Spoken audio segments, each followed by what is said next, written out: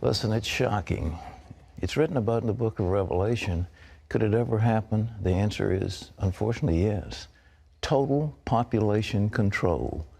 Bill Binney says that's what the National Security Agency wants. He should know. He was technical director of that agency and worked there for more than 30 years. He became one of their top analysts, perhaps the best code breaker in America, before he resigns because of their domestic spying programs. He's with us now from Washington. Bill, thank you so much for being with us. We're glad to see you. Well, thanks for having me, Pat. Look, how big is this apparatus of the NSA? We hear about it, but you know firsthand. Well, I think there are about 40,000 people working at Fort Meade at NSA headquarters, close to 40,000. And then they have facilities all around the world, plus a number of contractors also associated, probably on the order of 100,000, I would think, to 200,000 that work for them directly. So it's a rather large operation. I mean, it's between $10 and $15 billion a year that they spend on it ever since 9/11. So that's, you know, quite a bit of money they're investing in it. How much data can they acquire? Is there any limit to it? Actually, the only limit is in terms of money, power, availability, and space to stack equipment to go and collect the material. Well, now you've said that the ultimate goal is total population control. In a democracy, that is really scary business. It's actually a totalitarian process that's been used down through history. I mean, that's what totalitarian dictators, states, that's what they want to do. They want to know everything about the population so they can control it. That was the idea behind the Soviet Union, the East German Stasi. That was their idea, and the Gestapo and the SS, and down through history, many others. Is our stuff more powerful than those agencies you mentioned? Yeah, unfortunately it is. That's the real problem I see, is that the capacity is, when you're looking at electronic activity of individuals, like when you use your credit card, or when you make a phone call or email anybody on the internet, or do chatter on the internet, that can be monitored in near real time if they're necessary. Otherwise, they can capture it, collect it, store it, and then retroactively analyze it. So it's something that it provides the opportunity to monitor everybody in the country, in fact, most everybody in the world, in near real time throughout the day. And that's really a 1984 on steroids, really. All right, now let's take Mrs. Joe Average living in Topeka, Kansas, and she goes to the store and buys something with a credit card. NSA's got that right then? They have electronic data. They'll collect financial transactions, sure. She calls her friend Myrtle down the street. That phone is monitored, that call? Not all of them, but a good many of them are recorded. Certainly all of the fact that she made that call is recorded and stored, and what we call graphed, that is building relationships. That's one of the real problems here. This is a violation of your First Amendment rights. Under the Constitution, you have the right to assemble, free assembly, which means that it doesn't say you have the right to free assembly as long as the government knows about it, which is what's happening when the telecommunications companies turn over all their records of phone calls to and from with duration. That tells them everybody you're contacting, your whole social network on the phone, because it's a simple matter of doing a reverse lookup to see who that is that you're calling. Oh, you quit the agency because you said what they were doing is unconstitutional. That is clearly unconstitutional, but why does the government keep on doing it? That's the reason I've been able to, at least from what I can see in the public domain, is they're doing it for law enforcement worldwide. And actually the main users of this data are in fact the FBI and the Drug Enforcement Administration and other law enforcement agencies in the country. And they use this data to find criminal activity, and then they go arrest people based on this information. Then they have to do a parallel construction, which means they use normal policing techniques that they would be expected to use to find evidence that would justify and show probable cause for an arrest. Then they substitute that for the NSA data in the courts. In fact, that's one of the things that happened in challenging that process. Was one of the lawsuits was Amnesty International versus Clapper, and that made it to the Supreme Court. And the only way they got rid of that was to basically lie to the Supreme Court and say that, well, if anybody had any of this data used against them in the court of law or anything, that the defendants would be told. And that was simply a lie. Nobody has been told to date. All right. When I think of this, it's just horrible. But do they give this information to the IRS?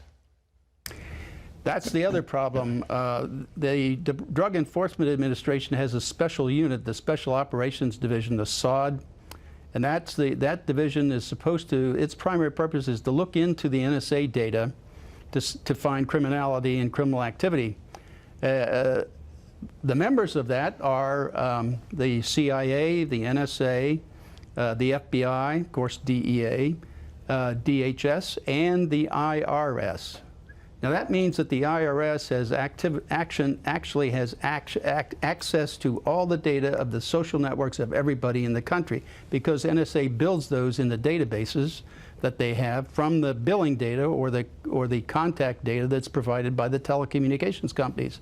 So this, in effect, allows them, if they're interested in stopping anybody getting a 501c3 application in for tax-exempt status for, say, someone in the Tea Party or the Occupy group or any religious group attempting to get 501c3 or tax-exempt status, they could look into that mapped, graphed relationships and see if you're a part of any organization that they perhaps want to stonewall or slow roll and prevent from becoming politically active. And that's what's been going on. They've had access to this data. And one person was testifying in the House and Judiciary Committee, I believe it was, about some of the questions they were being asked by the IRS. And one of the questions that was asked that gave me the idea that they were using this information was this one person was asked, what is their relationship with another person? It was a specific name.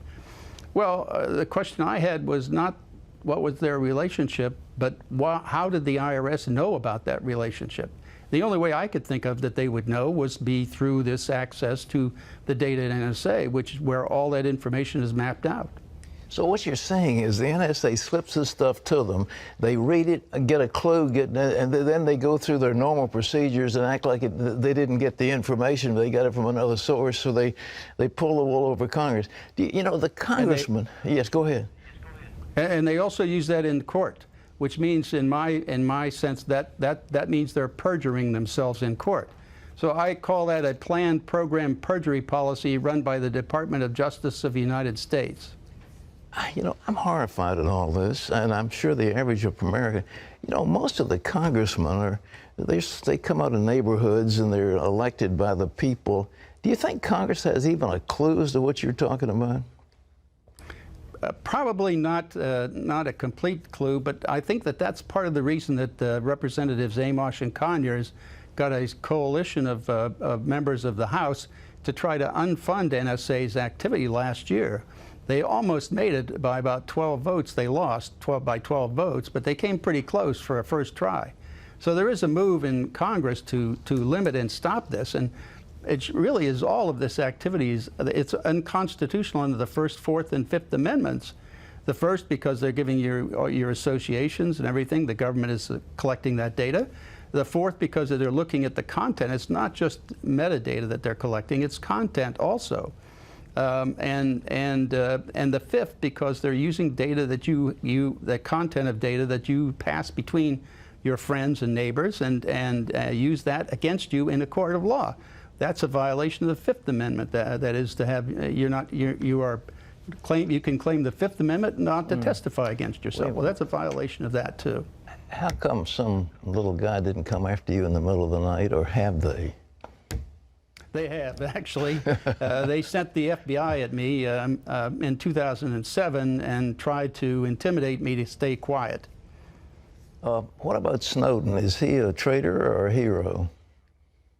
I looked at him as doing an absolute public service, not just to the people of this country, but to the world, because he produced evidence that's irrefutable by our government. That's the crimes against the Constitution and the laws that we had over time anyway. So that was irrefutable evidence of what they were doing, and so they cannot deny it now. What kind of megalomaniac would want to do something like this? Is monstrous, and these guys, I mean, where does the mindset come from that devises all this stuff? Well, that's what I objected to and why I left NSA early on back in 2001, because I saw this coming. I mean, I had worked the Soviet Union problem for almost 30 years, and it was very clear to me that in October of 2001, the NSA and the government, the U.S. government, started adopting the procedures and techniques and processes that the Soviet Union and the Stasi and all of the countries behind the Iron Curtain were using. So we were actually adopting their procedures. It was very clear to me that that was what was going on. All right, last question. The average person doesn't have a vestige of knowledge of what you're talking about. They just trust their government. What are we going to do as citizens? Well, you see, let me say something about that first. That's really the problem here in this country. You see, from what I see is we have not had a dictator in this country for almost since George III, for almost 240 years. So we've been very comfortable over those 240 years, at least, kind of depending on our government to do the right thing.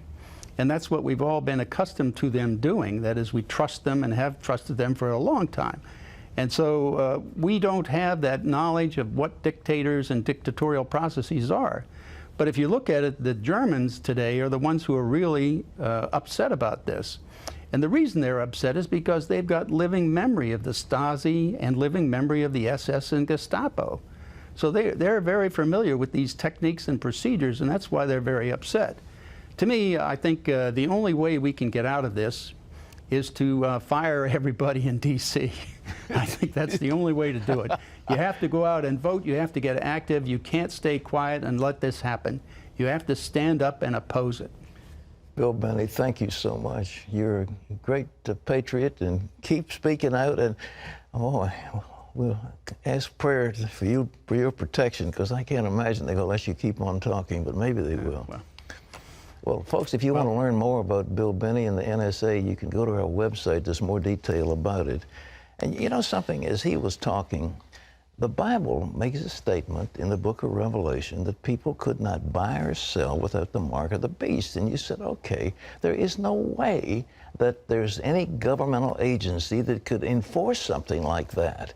And what this man, who is the technical director of the NSA, former technical director, is saying is that the government now has the technique to do this worldwide. You know, Google has maps of if you have a little shack up in the hills someplace, Google's got a map of how to get there. And that's a private agency. And, you know, your credit cards, your telephone calls. But the thing is, what he's saying is that you pick up the phone and call your girlfriend, and that's monitored and that's recorded. And it's frightening. You don't have to be saying, you know, I want to plot against the government. It's a normal conversation, and they call it metadata and all that stuff. And we don't understand it enough, so we say, well, oh yeah, well, we don't want to have terrorists. We don't want to have blowing up our airplanes. Well, of course we don't. But is it the price of safety for a few passengers on an occasional airplane? Is that worth taking away the liberties of all the people? And the answer is no. But this is Big Brother. It is what is written in the book of Revelation, and it finally can happen in our lifetime. This is scary stuff. Shocking, really. Isn't it? Shocking. I remember reading 1984 and books like The Late Great Planet Earth and thinking that could never happen in our country. People would never buy into that, and here we sit. Well, it's like the old business of the frog in the water. You heat it up slowly, and we're more and more accustomed to it. And every time it comes out and they say, oh, well, it's okay, it's the USA Patriot Act, it was put in by George Bush, these are good guys. And this is, you got a nice general up there, he's a 3-star general, he's got a benign looking face, and you figure he's not going to hurt you, and so he's in charge, and then somebody else. Well, we also grew up being taught and believing that the check and balance system in our government was going to take care of all of this. This is huge. The gathering is in the billions and billions and billions of bits, and it is, we finally have the capacity to control every human being on the face of the earth. Oh. Clean them up, that's what he said. Throw the bombs out and let's start afresh.